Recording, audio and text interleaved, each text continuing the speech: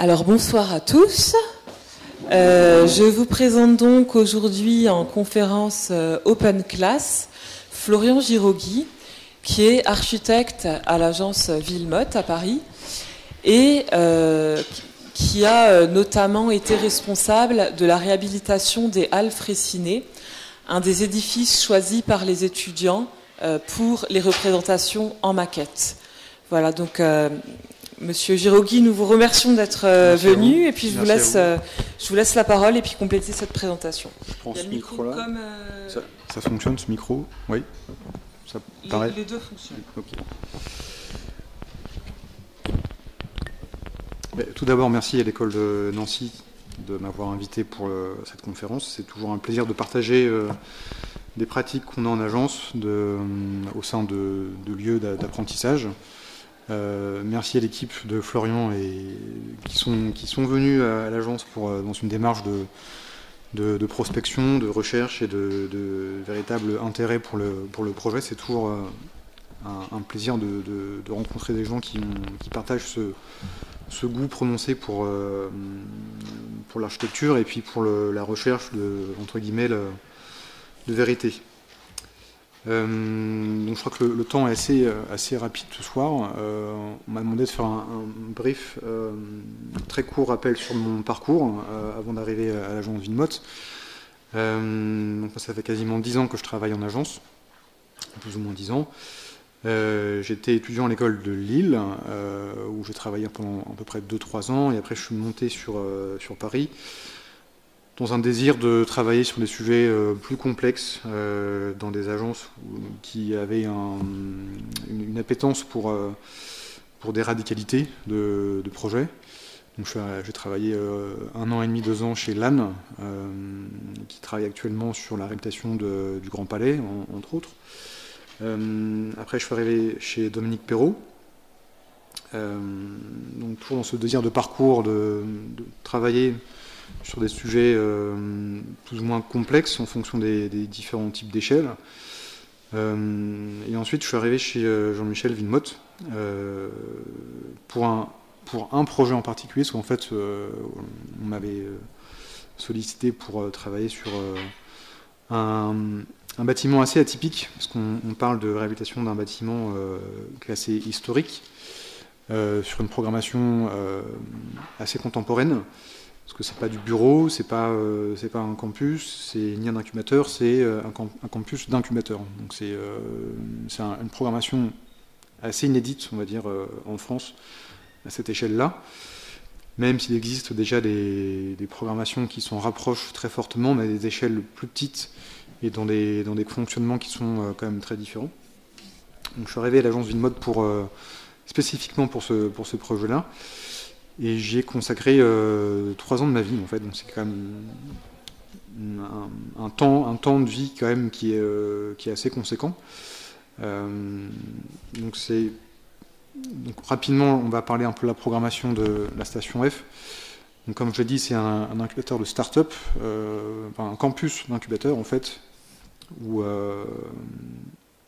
en fait des entités, que ce soit des entreprises comme Microsoft ou des sphères éducatives comme HEC, ont développé dans leur fonctionnement des incubateurs. Donc ils viennent se regrouper tous dans un lieu qui vise une visibilité mondiale, européenne et mondiale. Donc ils viennent se localiser dans ce site-là pour rechercher à la fois des programmes qui sont à disposition et qui sont disponibles dans la croissance et dans la visibilité d'une start-up. Parce qu'une start-up, c'est avant tout un entrepreneur qui commence à 1 ou 2 ou 3 personnes et qui va au fur et à mesure se développer et avoir un fonctionnement type groupe à d'autres échelles. Donc pour localiser la station F qui avant s'appelait Halles Fraissinet, donc on est sur l'arrondissement du Paris 13e, donc Paris rive gauche, à proximité de la Seine. sur un secteur qui, pendant très longtemps, était un urbanisme consacré à des activités industrielles, de hangars, et on avait toute une série d'édifices qui avaient composé ou décomposé en quelque manière cette frange de la Seine, et qui, pendant 10-20 ans, à partir de 1970-80, quand on a eu les grands changements industriels, même déjà avant ça, en vérité, on a eu un délaissement très prononcé en fait, de cet urbanisme. Donc on a eu une espèce de frange complètement délaissée qui a donné lieu à la création d'une ZAC. Donc c'est une zone d'aménagement concertée, donc qui est à la fois un assemblier entre une sphère publique et une sphère privée. Donc il y a la création d'une ZAC qui est faite pour avoir un outil d'aménagement sur une échelle urbaine qui est très importante. Donc ça, ce document-là, il est intéressant, c'est ce qu'on évoquait tout à l'heure sur la maquette du projet, c'est au-delà de l'objet ou du bâtiment en tant que tel, c'est de replonger un peu en arrière pour comprendre un peu toutes les péripéties qu'il y a eu autour des Halles Fraissinet, qui initialement devaient être démolies en fait, parce qu'il y a une vision d'aménageurs qui ont leur propre fonctionnement avec une économie, avec des modes de financement, avec une rentabilité qui est toujours visée. On reste quand même sur un fonctionnement en grande partie privé. Donc la recherche de profit est bon gré, mal gré quand même le moteur du fonctionnement d'une ZAC. Et dans le schéma en fait, d'aménagement de cette partie de Paris, il y avait le souhait de recouvrir en fait les voies SNCF qu'on devine en fait. On voit assez clairement l'emprise de la BNF et l'ancienne halle, enfin les halles Fraissinet qui sont en limite de périmètre de la ZAC. Donc il y avait ce souhait très fort de recouvrir intégralement les voies SNCF, d'avoir un événement majeur qui était la BNF, et d'avoir cette couverture qui se prolonge au-delà des voies SNCF. Donc on voit au fond là, du graphisme, on devine la gare Austerlitz. Donc ici on devine la couverture qui commence à se faire des voies SNCF, et la halle Fraissinet donc qui est pour partie encaissée en fait du fait de cette dalle haute qui est construite. Et en bordure de son déménagement, toute la partie, un bâtiment des ministères des Finances qui a vraiment recréé une limite en fait assez dure dans la ville, et qui a accentué en fait cette espèce de phénomène d'encaissement de la halle dans sa sphère publique, dans sa visibilité. Donc en 2012, il y a eu le classement.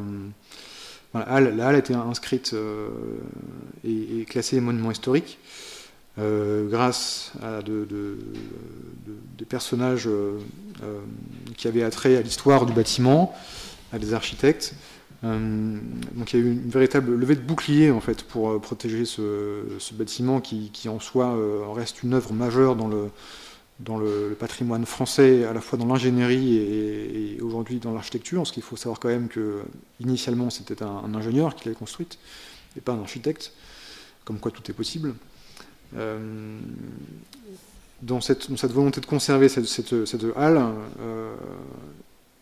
dire que maintenant comment on fait en fait. On a un site qui est enclavé, qui est décaissé, qui constitue une barrière en fait dans le franchissement entre Paris et sa ZAC, rive gauche, et un tissu historique. Et très rapidement, en fait, l'aménageur a dit donc si on conserve ce bâtiment, il faut absolument le rendre poreux, et la meilleure manière de le rendre poreux, c'est de créer ces passages publics type parisien, donc qui vont permettre de traverser ce bâtiment-là. Donc c'est ce qu'on voit sur ces deux axes en fait transversaux. Donc le bâtiment, comme je l'ai dit, est inscrit en 2012 grâce aux nombreux efforts notamment de M. Abraham, qui a largement contribué avec aussi M. Cabestan, qui faisait partie de la commission du Vieux Paris. Donc ça c'est on va dire, la parfaite image de la composition, de ce qu'étaient en fait les halles Freycinet initialement, donc étaient destinées, comme on le voit assez clairement, pour être une halle de marchandises de transbordement. Donc on avait les réseaux ferrés qui rentraient en fait dans la halle et qui sur une partie venaient décharger et l'autre qui venait charger pour repartir dans Paris et en fait dans la proximité de Paris. Donc on avait ce quai en fait qui était situé à plus 1 mètre. Ces voûtes, ces auvents en périphérie qui sont extrêmement fins, donc qui constituent en fait l'image du projet qu'on en a. Donc c'est vraiment la finesse de ce bâtiment-là. Et dans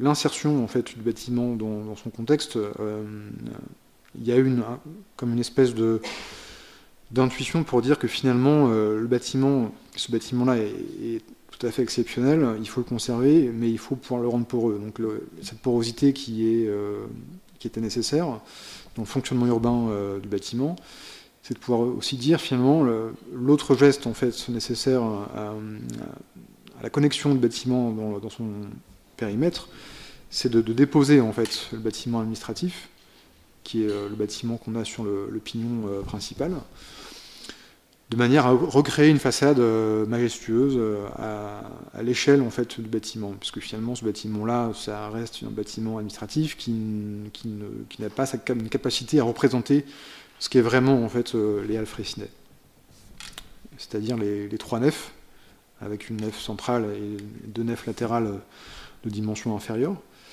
Donc le parti très fort, c'est-à-dire que finalement, je vous l'expliquerai après, mais ce bâtiment administratif, il n'a pas en soi une qualité architecturale intrinsèque. Ça, ce sont les vues du bâtiment tel que l'agence l'a récupéré, entre guillemets. Alors c'était initialement destiné à une halle événementielle. Donc on devine tous les treillis qui étaient posés pour suspendre tous les équipements scéniques. Donc un état relativement sain, même si effectivement avec le travail du temps, il y a eu une dégradation en surface des bétons. Donc voilà, ça c'est une vue qu'on a comme une espèce de cliché pour marquer à l'instant T en fait l'histoire de la halle. Donc avec ces fameux tirants qui sont suspendus pour éviter le fléchissement, parce qu'on est quand même sur 25 mètres en fait sur la nef centrale, donc on a 25 mètres de portée entre les 2 poteaux, et on arrive approximativement à 8,50 mètres sous le chéneau, et à 13 mètres sous le point de faîtage le plus haut. Donc on peut...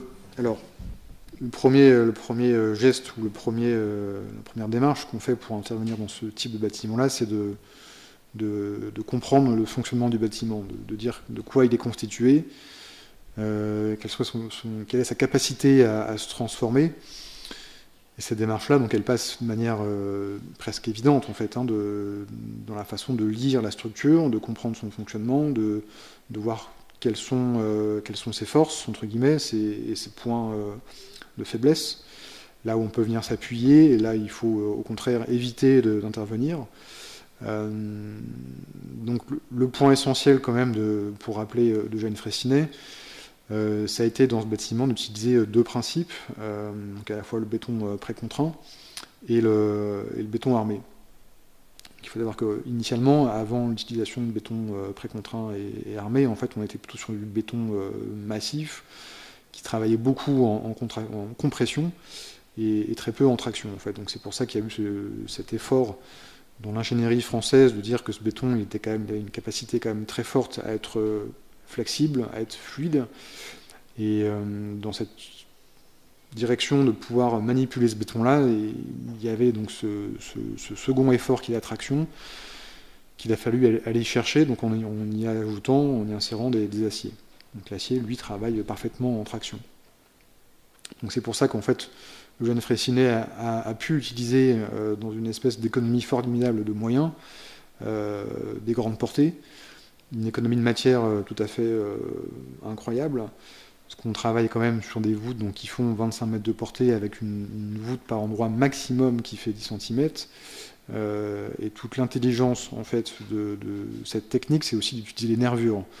Donc les nervures, en fait, on imagine très bien une feuille de papier qu'on vient plier. Si on commence à faire un pli, évidemment, sa capacité à porter est augmentée. Les nervures ici ont ce rôle-là, en fait, de venir accroître en fait, la portée du béton très fin et de pouvoir franchir des grandes distances. Donc il y a à la fois ces voûtes très fines, ces raidisseurs, le système de haut vent qui vient équilibrer sur les extrémités en fait ce principe de portique, donc qui travaille sur 60 mètres intérieurs et 72 mètres avec les couvertures en latéral. Et le second élément qui nous a intéressé, c'est de comprendre la présence des corbeaux. Donc c'est des éléments en saillie qui sont sur les poteaux, qui étaient évidemment destinés à recevoir des futurs planchers. De la même manière, les pieux qui étaient installés étaient également destinés à recevoir des poteaux, enfin des systèmes de plancher qui arriveraient en second temps. Donc le principe de l'agence qui a été mis en place, c'est de comprendre comment on intervient dans ce volume-là. Est-ce qu'on vient en avant du bâtiment? Est-ce qu'on vient en retrait? Comment on trouve ce dialogue entre un bâtiment en soi exceptionnel et comment on vient dedans en fait? Donc le geste assez fort qu'on met en place, c'est de dire que le volume de la halle, c'est 3 nefs, évidemment avec la nef principale majeure, mais c'est de comprendre qu'on veut faire lire en fait cette partition en 3 nefs comme un volume en fait ce global. Parce que dans Paris, en fait, même, on va dire qu'en France, il y a très peu de bâtiments qui fonctionnent sur 310 mètres de long et sur une telle dimension. Donc le premier parti, c'est de dire que pour conserver cette lecture d'un volume très généreux et tout à fait gigantesque, c'est d'être en retrait, en fait, à la fois de la voûte principale, la nef principale, également comme on verra, enfin on le voit en coupe, c'est de fonctionner en palier en fait, donc de manière à ce que le regard en fait puisse se diriger vers les côtés. Donc la halle en fait, elle est avec les passages publics, elle est partitionnée de manière assez naturelle en 3 entités. Donc on parle bien de partition et pas de division, c'est quand même une cohérence d'ensemble qui est conservée. Donc il y a 3 partitions qui sont faites de ce volume de halle, dans lequel on aura 3 programmes distincts. Alors, Share, Create, Chill, c'est l'anglicisme qui a été rapporté après par Station F, qui est l'occupant du site, qu'on avait, nous, destiné à la zone, donc une sphère publique, donc qui est la zone Share, où on vient partager en fait un monde public et un monde privé, qui sont les travailleurs, les startups, la zone Create, donc qui est vraiment le cœur de la machine, où là on aura vraiment le système central, où on aura les plateaux de bureaux, de coworking, où on aura toutes les startups qui seront sur ce site-là, et qui par opposition à la zone publique est complètement privée en fait. Donc c'est vraiment une espèce de zone complètement étanche, où seuls les gens qui travaillent peuvent y accéder. Et enfin, la 3e zone, qui est l'autre façade du bâtiment, qui est la zone de restauration, où on aura un restaurant à peu près 3000 couverts sur l'ensemble de cette zone-là. Donc voilà les deux passages publics qui partitionnent le volume. La zone share, où on partage, donc on aura des services qui sont mis à disposition pour à la fois permettre de tester des fonctionnements à la fois physiques, mais aussi faciliter des créations d'entreprises avec différents services publics. Sur la zone Create, on aura un système d'implantation de noyaux dans la trame, en fait, qui est la trame de portique, qui est tous les 10 mètres 20. Et encore une fois, le principe, c'est de dire que on ne vient pas au-delà, en fait, en avant du volume ou de la structure, mais plutôt on vient avoir ce travail d'insertion dans cette structure qui, pour nous, est l'élément majestueux. En fait, on est quasiment sur une espèce de basilique où on a la nef centrale qui est un espace sacré. Et ensuite, la zone de restauration, avec encore une fois cette implantation dans l'espace de volumes qui viennent s'insérer dans les portiques. Et on verra après qu'on a aussi une histoire sur les wagons qui n'était pas là à l'origine, qu'on a rapporté. Donc la zone de partage public, donc on a toute une séquence spatiale où on va travailler aussi l'infrastructure, parce que c'est aussi le second point, la seconde étape du projet, c'est dire que pour conserver en fait cette visibilité sur la grande longueur du bâtiment, on vient travailler le sol, le sous-sol. Ça c'est un sujet aussi assez récurrent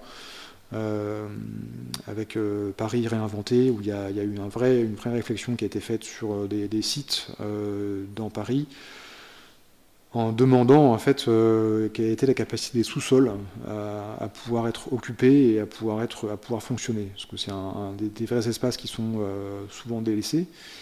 Et dans cette réflexion, donc qui est venue après en fait Alfred Sinet, on a eu cette démarche de dire si on doit absolument libérer cette nef sacrée, comment on peut aussi installer des volumes assez conséquents pour pouvoir permettre différents usages qui sont nécessaires au fonctionnement d'un bâtiment semi-public.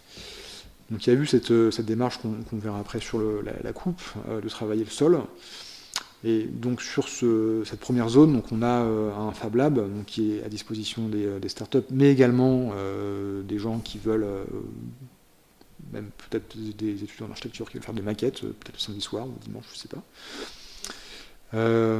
Donc on a dans cette zone-là une interaction entre la sphère publique, c'est-à-dire des administrations qui sont en général éclatées en fait dans toute la France pour dire ok il faut l'URSSAF, il faut l'INPI, et donc là on a en fait la French Tech qui est une administration française qui met en avant en fait la création de start-up et qui a innové dans le sens où elle a mis sur un même site en fait, donc là Alfred Sinet, elle a fait venir plusieurs administrations en fait sur le site pour dire ok, s'il faut absolument faciliter la création de start-up, ça passe aussi par une accélération ou par une facilitation dans les démarches administratives.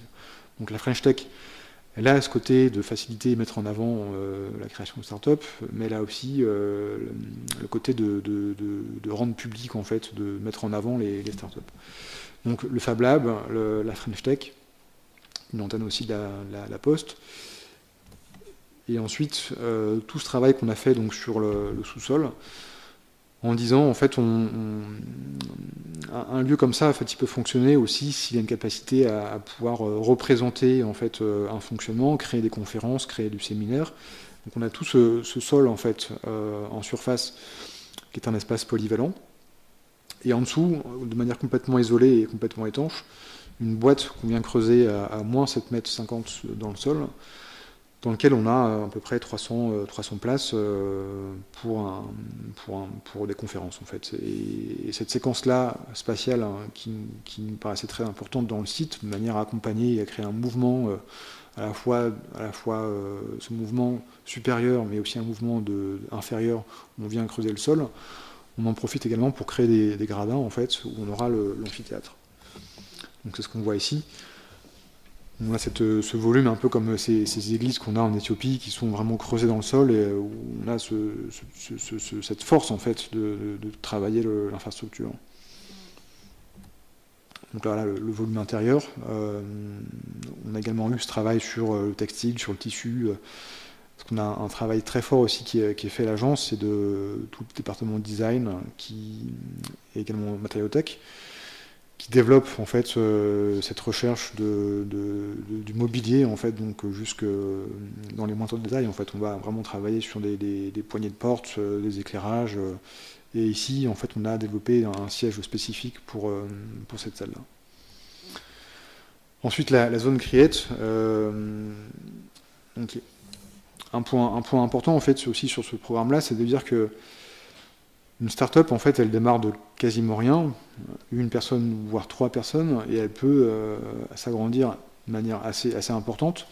Donc, dans la façon de composer, d'organiser les espaces, c'est de dire qu'il faut que l'espace de travail où les gens vont, où l'organisation va pouvoir évoluer, il faut travailler une flexibilité maximum des lieux de travail, tout en incorporant des fonctions assez élémentaires comme la circulation, comme un espace où on vient se reposer, qui sont l'espace cuisine, l'espace polyvalent, et également les espaces de réunion, donc qui sont les containers qu'on a installés en porte-à-faux sur les dalles. Donc il y a vraiment ce travail à la fois de densifier les fonctions pour libérer des grands espaces et pouvoir permettre en fait des mutations du plateau.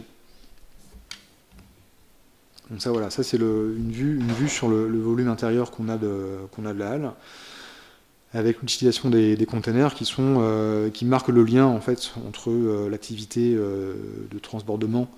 Donc on trouvait ça assez drôle en fait de prendre ce container qui est une espèce de résurgence en fait de l'activité du site et de l'y installer et que ce soit une espèce de marqueur en fait spatial pour comprendre le fonctionnement du site, mais aussi structuré d'une autre échelle, donc ce qu'on a appelé les villages, donc pour organiser en fait donc cette échelle sur la nef centrale, mais également redéployer une échelle intérieure au niveau des bureaux.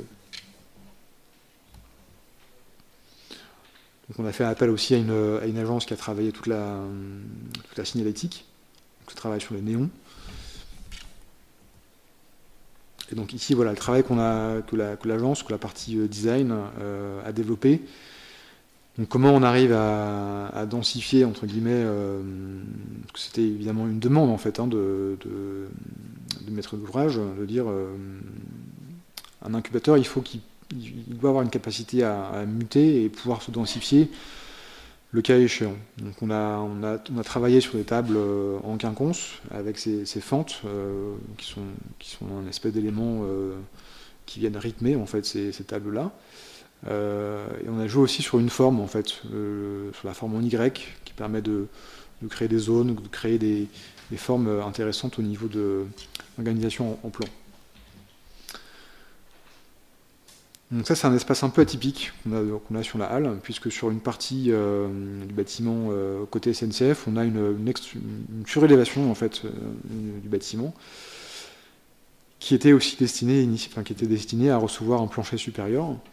Donc ça a donné lieu à un espace assez intéressant, parce qu'on a travaillé sur des mezzanines, on a des vues traversantes sur la nef centrale, et on aperçoit en fond aussi la BNF.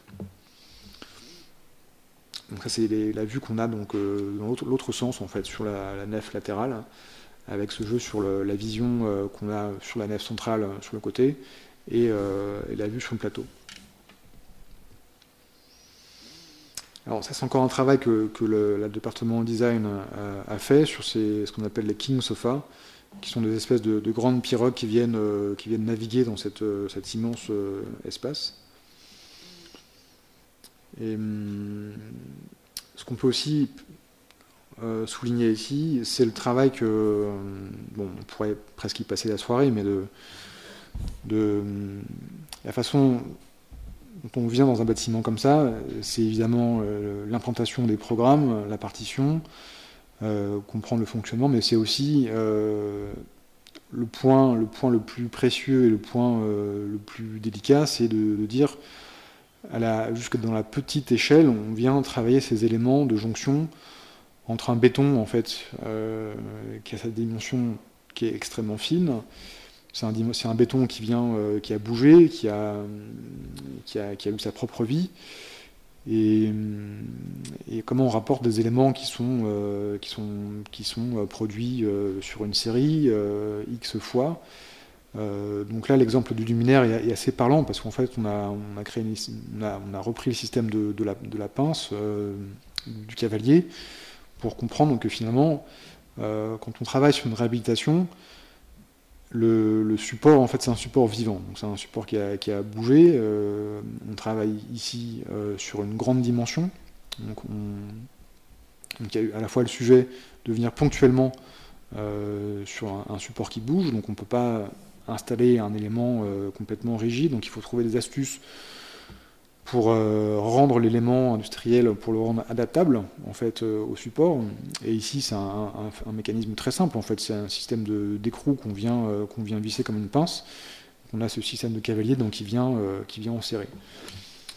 De la même manière, en fait, les verrières qu'on a réinstallées, donc on a rehaussé les tympans pour à la fois avoir un désenfumage naturel et puis une ventilation naturelle dans le grand volume. C'est-à-dire que finalement, on a une verrière qui est faite en atelier, qui est complètement uniformisée, mais on sait qu'on a un béton sur 310 mètres de long qui va bouger à la fois en X et en Y, mais également en Z.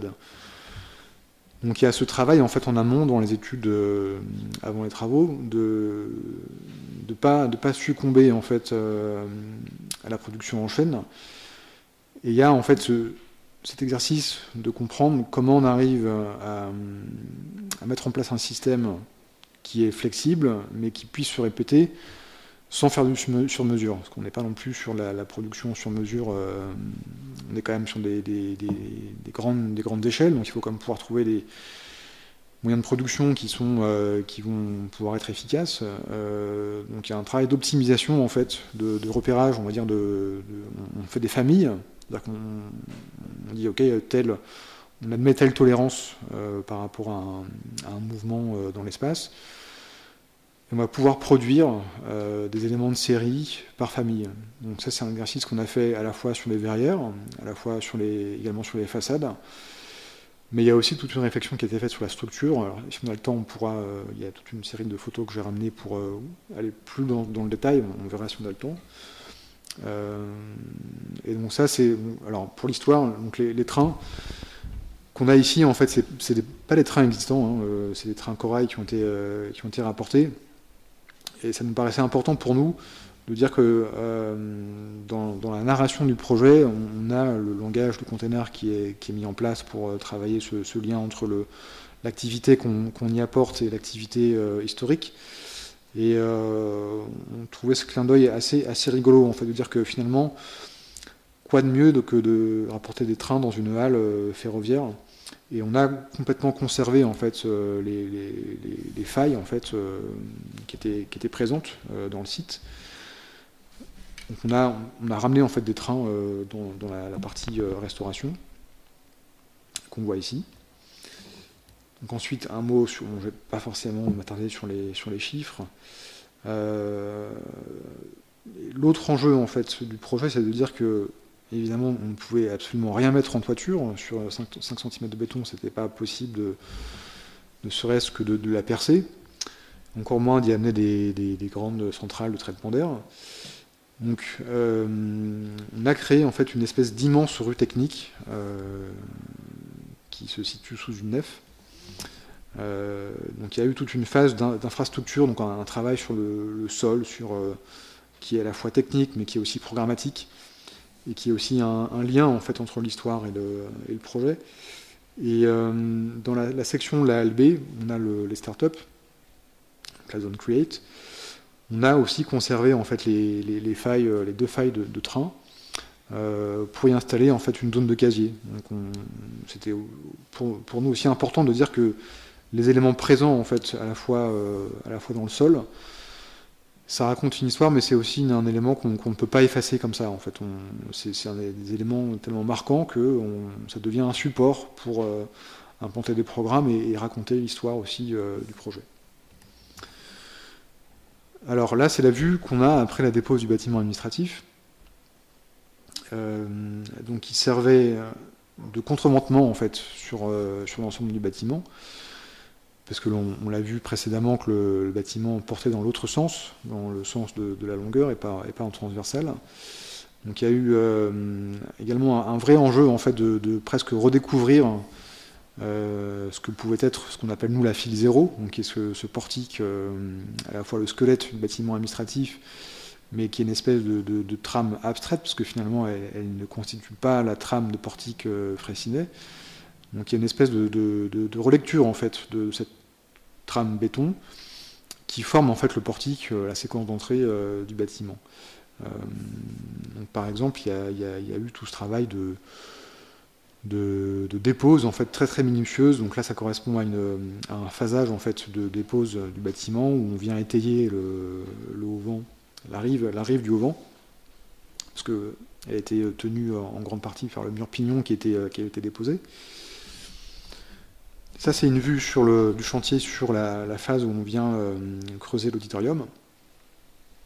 Donc je pense que c'est une séquence avec un peu d'émotion que j'en parle, parce que c'est vrai que c'est quand même toute une espèce de monde qui a disparu aujourd'hui, mais qui est intéressant de comprendre que dans la simplicité, en fait, dans l'apparente simplicité du projet qui est aujourd'hui, il y a eu une espèce d'ingénierie ou de technique qui a été mise en œuvre pour finalement arriver à cette finalité de dire qu'on arrive à travailler sur des volumes très simples, où on respecte un volume. Et je ne sais plus si tout à l'heure on parlait d'une station de métro où finalement, où c'était même le pavillon de Alvaro Siza. Dans certains cas, en fait, l'architecture peut se résumer à des éléments extrêmement simples. Et j'avais pensé commencer la conférence comme ça, en faisant un rappel sur mes premiers débuts sur l'apprentissage de l'architecture, où en fait, un des premiers cours que j'ai eu, c'était dire comment on exprime l'architecture avec les 3 éléments qui sont le poteau, un mur et un toit, en fait. Donc, quelque part, il y a ce clin d'œil à l'ingénieur qui est en capacité à créer des espaces, à créer des volumes, mais il faut aussi se rappeler que finalement les éléments, l'architecture élémentaire, entre guillemets, elle existe avec des outils primordiaux, on va dire, des outils presque primaires. Donc il y a une espèce de rappel où je me suis dit finalement, avec des éléments très simples, on peut faire des volumes tout à fait incroyables. Donc je pense que c'est dommage qu'il n'y ait pas plus d'étudiants, mais qu'il y a une espèce de leçon à dire que finalement, il y a une capacité, enfin les éléments spatiaux sont rendus possibles avec des éléments, enfin l'espace est rendu possible avec des éléments très simples. Et ça, il faut toujours l'avoir en tête, dire que finalement, avec peu d'éléments, on peut créer des espaces tout à fait extraordinaires. Et il ne faut pas perdre de vue que finalement, notre métier, c'est de faire des espaces, et pas forcément faire des événements ou être une star in fine, comme parfois on est un peu marqué par tous ces sites ou cette présence très forte médiatique. Donc là, c'est le travail qu'il y a eu sur l'implantation de la charpente métallique, donc qui est arrivée dans la phase de gros œuvres. Et ça, en fait, c'est l'arrivée des trains. Donc ils sont arrivés en pleine nuit à 3h du matin. Donc ça a été une belle charrette d'être présent pour voir ce vaisseau complètement débarquer dans la halle.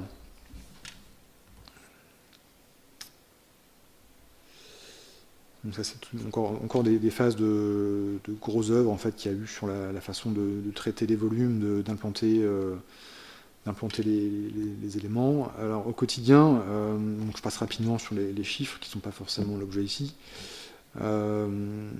Aujourd'hui, en fait, il y a une espèce d'ambiance complètement feutrée, en fait. Donc, sauf évidemment quand il y a des événements majeurs, mais quand on est dans la zone de travail, il y a une espèce d'ambiance qui tient plus de l'ordre de l'université que vraiment une espèce de fourmilière. Mais même s'il y a une densité très forte, on a eu ce travail sur l'acoustique en traitant les sols, en traitant les plafonds, en traitant les sous-faces de verrières sur les côtés, les nefs latérales.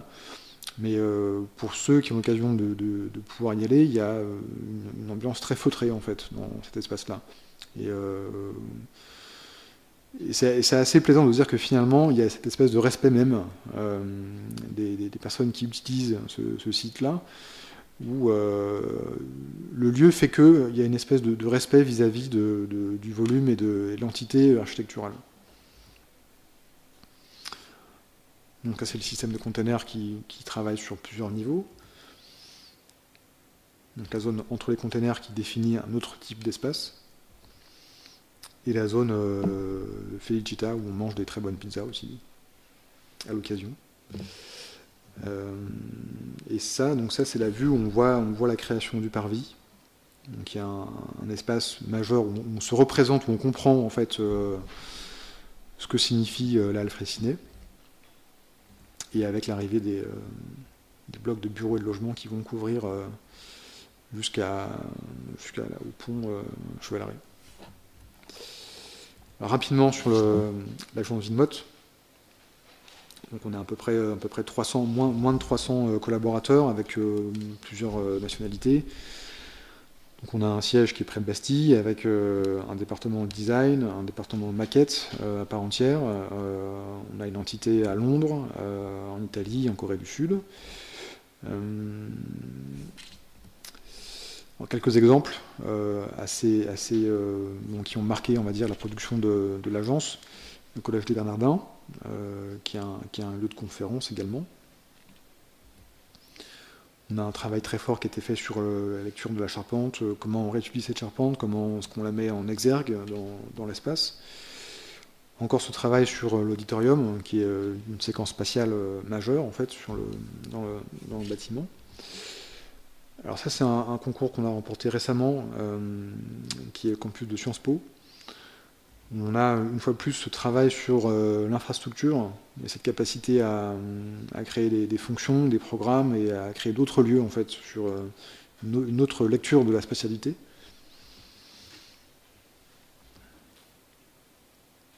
Donc encore une vue de Sciences Po.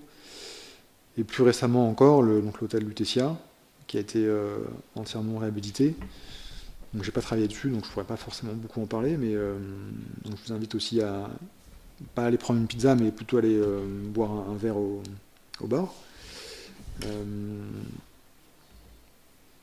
On a un travail donc, qui est fait sur la verrière, sur les matériaux, donc avec toujours cette attention portée sur la façon de travailler sur un lieu existant et d'être dans une espèce d'approche respectueuse du lieu. Je vais peut-être revenir en arrière en fait sur quelques éléments de...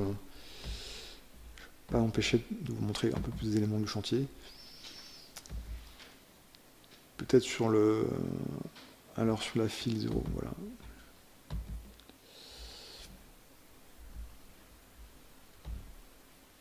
Donc, par exemple, ça c'est donc on revient sur la file 0.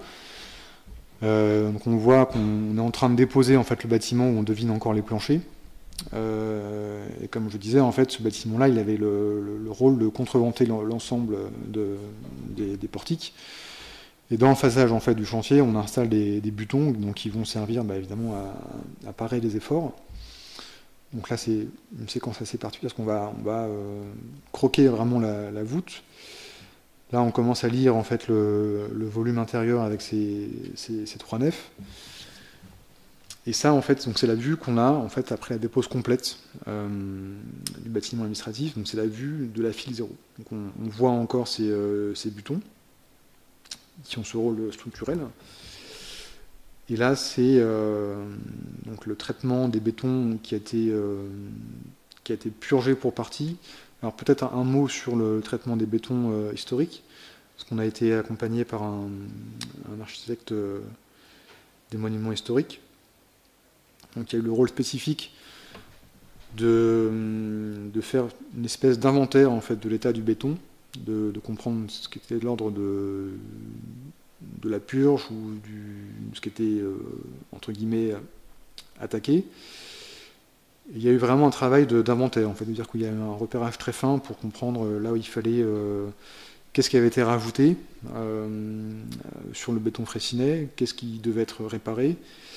Et il y a eu la technique de cryogénisation qui consiste à envoyer en fait alors c'est un passage de l'état de glace à l'état gazeux direct. C'est-à-dire que ça empêche que l'eau rentre dans le béton.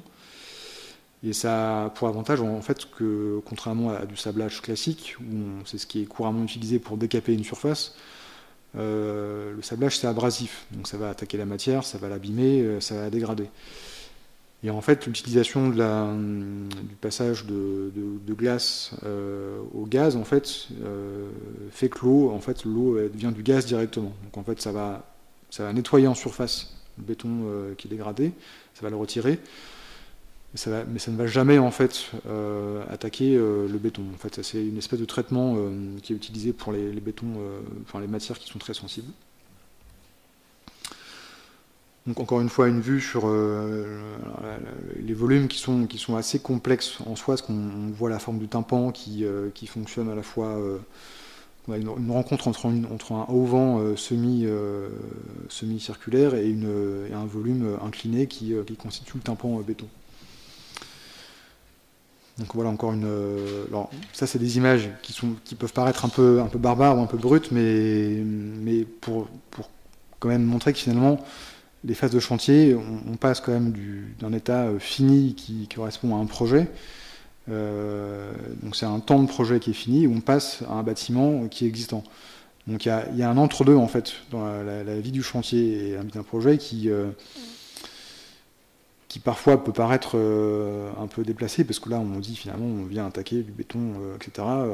Mais c'est une espèce de mal nécessaire entre guillemets pour augmenter la valeur d'un bâtiment. Ça c'est encore des vues sur la file 0. Donc là donc on vient réhabiliter en fait les bétons après la purge du bâtiment. Donc là c'est l'installation des charpentes, des profils métalliques donc qui remplacent donc le rôle de buton temporaire. Et on vient installer en fait un système de portiques métalliques avec des profils reconstitués et soudés, donc des PRS. Donc qui vont jouer ce rôle structurel dans la file 0 et qui vont recréer en fait une façade à l'échelle du bâtiment. Donc il y a eu ce travail très fin en fait de comprendre statiquement les choses et en fait on a vraiment travaillé en 3 dimensions avec l'entreprise pour arriver à cette finalité qui nous paraît juste en fait dans l'espace et à la fois dans la rencontre entre un bâtiment qui a vécu et puis la façon de s'y rapporter. Donc c'est de travailler sur des épaisseurs, travailler sur des profils, de comprendre qu'est-ce qu'on met en avant l'un par rapport à l'autre. Et il y a une espèce, alors c'est pour ça que j'ai appelé la conférence tolérance et rencontre, parce que c'est de comprendre en fait que donc ce bâtiment qui a bougé, et ce qu'on y rapporte, c'est des tolérances, entre guillemets, qui sont différentes. Un béton, ça bouge sur 2 cm tous les mètres. Un acier, c'est de la même manière, c'est jamais linéaire. Encore moins quand c'est posé sur 80 mètres de long. Donc il y a cette réflexion qui est de dire qu'entre l'image d'un projet qu'on dessine de manière presque abstraite, avec des lignes très droites, et sa réalité sur un chantier, il y a une tolérance en fait qu'il faut absolument comprendre et de dire qu'est-ce qui est le plus important en fait dans le projet. C'est ces lignes abstraites qui sont quelque part déconnectées d'une réalité constructive, ou alors c'est comprendre l'installation d'une charpente métallique, d'une verrière faite en atelier et la manière dont on vient se poser en fait sur cet ouvrage de béton. Peut-être rapidement sur la verrière pour appuyer le propos. Alors, interface. Alors ça, c'est pas forcément la plus parlante.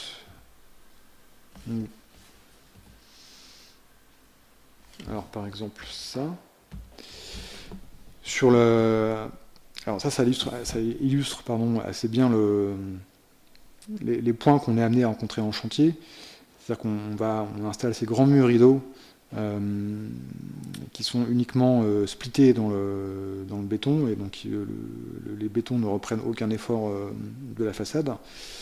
Et on a parfois, dans l'exercice de mise au point de chantier nécessaire avant le démarrage de la pose, on a la rencontre, parfois de mauvaises surprises, en disant on a une verrière qui a été conçue de manière parfaite, on a un mur rideau qui arrive, et finalement la rencontre entre ces 2 éléments-là n'est pas du tout celle qu'on a imaginée. Donc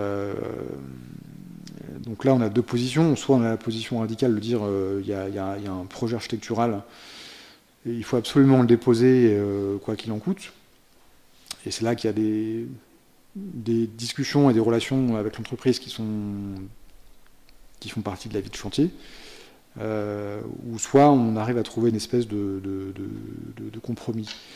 Et comme on dit souvent, compromis n'est pas une solution, surtout pour un projet d'architecture. Et donc là, on voit assez bien qu'en fait, la rencontre entre le mur rideau et la verrière n'est pas du tout ça qu'on avait imaginé. Donc là, on dit, bah écoutez, il faut complètement déposer, surtout qu'en fait, ça c'était la fin de pose de la verrière. Donc là, il y a une position quand même assez forte qu'on doit tenir sur le chantier, de dire que quoi qu'il en coûte, il y a un projet à faire respecter, qui est un projet développé par l'agence pendant un an, et que même si ça nécessite des moyens très importants, il y a une espèce de respect du projet en fait à faire tenir sur le chantier.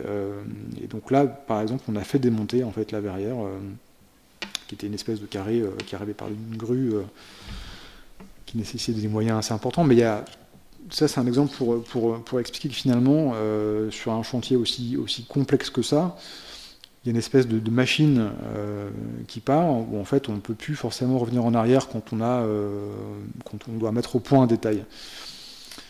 Donc c'est un peu ce qu'on ressent parfois quand on fait du projet, c'est-à-dire que quand on travaille en agence ou quand on est à l'école, on revient souvent en arrière et on a cette liberté très forte qui est la nôtre, donc le travail itératif, qui est nécessaire pour comprendre et faire la force du projet. Mais cette espèce de liberté qu'on a en fait en projet ou même en fin d'études quand on travaille sur des projets aussi importants, elle est pas du tout la même quand on travaille sur des projets qui sont à 80 millions d'euros. Et ça, en fait, il y a une espèce aussi de message, je pense, à faire passer aux étudiants, c'est-à-dire que il faut avoir en tête que quand on est architecte ou qu'on est entre guillemets on a un diplôme d'architecte quand on travaille en agence. Après, il y a une espèce de machine qui se met en route. C'est-à-dire qu'il y a un temps, il y a une chronologie, et ça, il faut la comprendre pour peut-être mieux percevoir en fait ce qu'on attend de nous quand on travaille en agence ou quand on est présent sur un chantier. Parce qu'un chantier, il faut une réactivité extrêmement forte. On ne peut pas se permettre d'attendre 2 jours, 3 jours, une semaine pour réfléchir à quelque chose. Non, il faut avoir une réactivité très forte.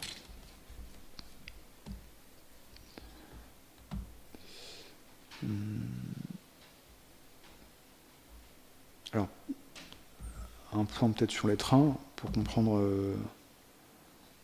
Alors, les trains, au départ, c'était ça. C'est-à-dire que c'est ce qu'on appelle les bogies. En fait, c'est le roulement en fait, des wagons. On s'imagine que quand on voit les trains, on s'imagine qu'ils sont rentrés là, qu'ils ont été conservés pendant le projet et pendant l'histoire du fonctionnement du site. Alors qu'en fait, donc, pas du tout. Ils ont été rapportés par des grues, même 2 grues en fait, parce qu'il a fallu faire le franchissement des rues qui surplombent en fait la halle. Et une autre grue, en fait, c'est les glisser à l'intérieur. Et donc, avant que ces wagons arrivent, on a ramené, en fait, les bogies qui devaient peser, je pense, au bas mot 10 tonnes, repris sur des pieux très spécifiques qui ont été coulés que pour ça. Donc, cette photo, elle est assez marrante parce qu'en fait, quand on voit un bâtiment fini, on n'a pas forcément connaissance que avant que le bâtiment soit fini, il y a une espèce d'histoire qui était de succession d'étapes en fait qui s'est passée.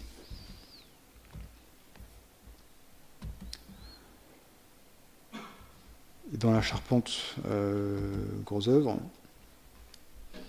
alors bon, c'est charpente gros œuvre, donc là encore une fois c'est pour illustrer tout le travail qu'il y a eu sur les types de mise en œuvre du béton qui a été utilisé.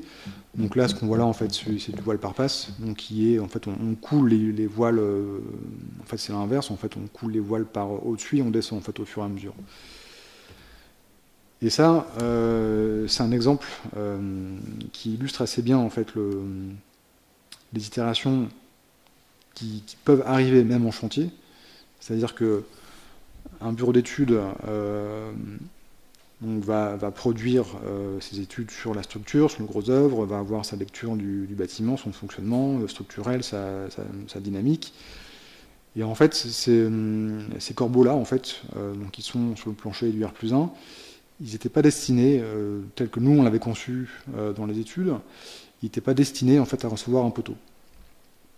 l'entreprise refait ses calculs, elle dit non, moi il me faut absolument un appui intermédiaire, etc. Donc là, il y a ce jeu entre le côté entreprise et le côté bureau d'études. Donc effectivement, c'est toujours l'entreprise qui pose et pas le bureau d'études.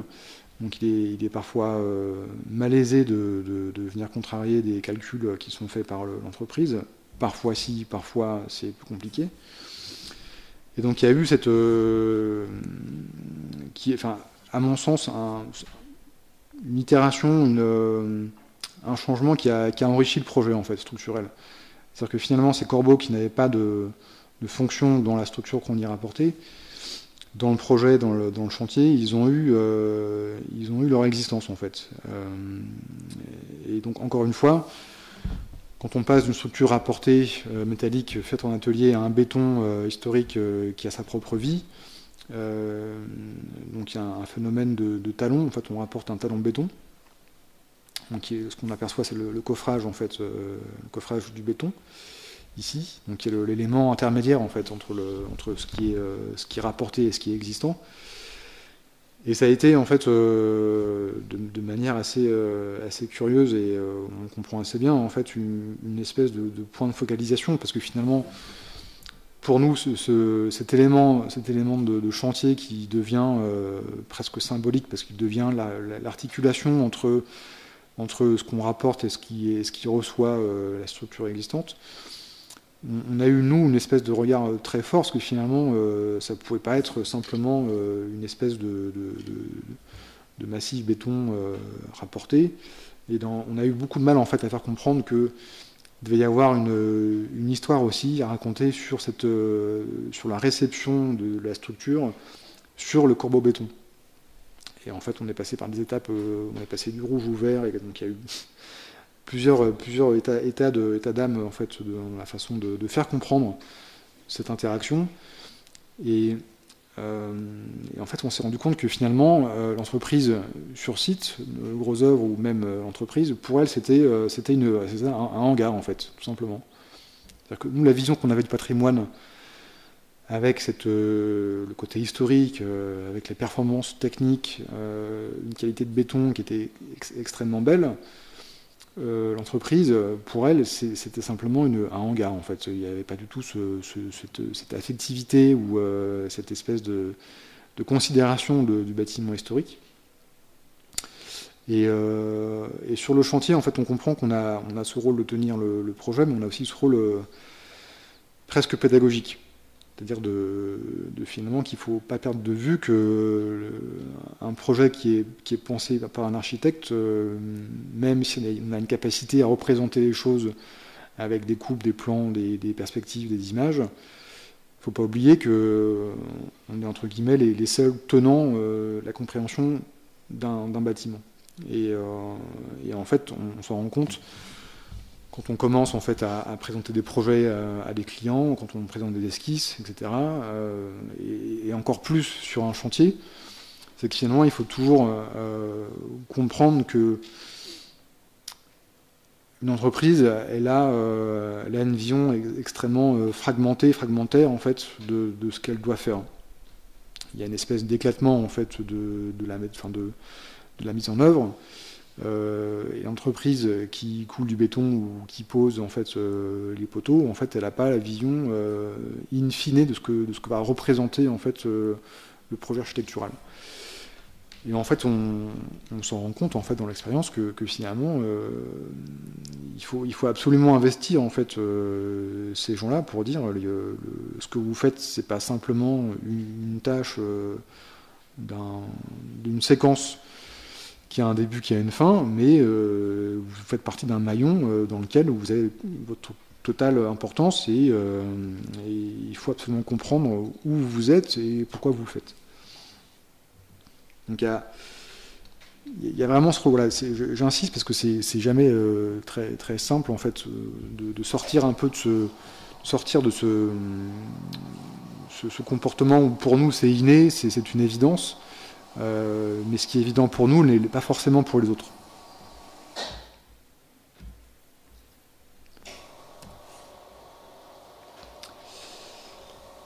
Alors dans les prototypes, aussi une phase qui est Donc dans les phases de chantier, il y a aussi une étape qui est extrêmement importante, c'est toute la phase de prototype. Ce qu'on demande toujours sur des chantiers de ce type-là, surtout sur les façades, qui sont l'élément extérieur qui demande beaucoup d'attention. Donc nous, on l'a demandé systématiquement pour les éléments de verrière, de façade et de charpente intérieure. Où là, en fait, donc il y a les éléments de détail sont repris en compte par l'entreprise. Elles refont, entre guillemets, en conservant l'esprit du projet. Il y a cette étape pour dire, finalement, pour être certain de la direction où on va, ça passe forcément par un prototype, comme une maquette, en fait, une maquette ou une mise en situation de ce qui va être fait, pour comprendre comment ce qui est conçu sur ordinateur va arriver sur un site qui, une fois de plus, on voit clairement que le béton il a bougé, c'est pas une surface complètement abstraite ni théorique. Et on voit qu'en fait, donc, il y a des systèmes, un peu comme sur les éléments d'éclairage, en fait, il y a un système de cavalier, en fait, qui vient d'étrier, donc qui vient sur un support béton, qui a une capacité, en fait, à bouger, en fait. Donc, encore une fois, il y a ce regard, en fait, sur la façon dont on comprend un objet historique, on comprend sa propre vie, et comment dans la façon de construire les choses, on vient s'y rapporter. Donc ça, c'est des fameux carrés de verrière qu'on installe sur le site. Ça, c'est le premier prototype de la verrière qui est installé. Et on a eu beaucoup d'échanges sur la façon dont le poinçon venait se poser sur la nervure béton. On a eu beaucoup d'échanges sur la forme de la pâte, pour dire quelle forme doit avoir cette pâte. Est-ce qu'on est sur une forme dessinée? Est-ce qu'on est sur un objet beaucoup plus neutre dans la rencontre? Donc on a eu également l'exercice sur les façades, pour comprendre les éléments de modénature, de rythme, également sur la membrane en couverture. Donc voilà, tous ces éléments ont été donc, testés en atelier, vus, perçus, compris. Et donc voilà, ça c'était typiquement... on a installé le luminaire qu'on avait prévu en étude, on s'est dit, bon, ça colle pas forcément trop. Donc il y a eu tout ce travail qui a été fait après sur la façon de dessiner un luminaire qui vient s'accrocher sur un espace majeur. Donc voilà, c'est une vue voilà, un peu large sur l'ensemble du projet. On pourrait encore en parler beaucoup, mais je pense que on a malheureusement un temps un peu limité. Donc voilà, pour résumer, je pense que la halle Freycinet, en fait, moi, c'était mon premier chantier, entre guillemets, mon premier bâtiment d'une telle échelle. Et je pense qu'au-delà du travail de réhabilitation qu'on a sur un bâtiment, si on dézoome un peu en fait sur notre posture, notre position, notre travail, c'est vraiment de comprendre comment on vient travailler en fait sur un site. On va dire que la démarche qu'on a sur un bâtiment de réhabilitation, elle est presque la même sur un bâtiment entre guillemets neuf. On dit finalement, il y a ce souci de comprendre comment fonctionnent les choses. On n'est pas dans une vision totalitaire où on vient raser, on vient recréer des choses qui sont en surplomb. Voilà, on est plutôt dans une espèce de démarche où on doit vraiment comprendre le fonctionnement des choses. Et c'est que comme ça, en fait, qu'on arrive à faire des projets qui ont du sens et qui fonctionnent à la fois dans l'urbain, à la fois dans le fonctionnement, dans l'usage. En fait, ce qui est important, c'est que on ne construit pas pour nous, mais pour les autres. Ça aussi, il ne faut pas l'oublier. Donc, je pense que dans la démarche d'architecte, il faut vraiment avoir ce souci de comprendre comment fonctionnent les choses, à la fois dans leur histoire, dans leur fonctionnement structurel. Et c'est tout ce croisement, en fait, qui fait qu'à un moment donné, un projet devient à une espèce de...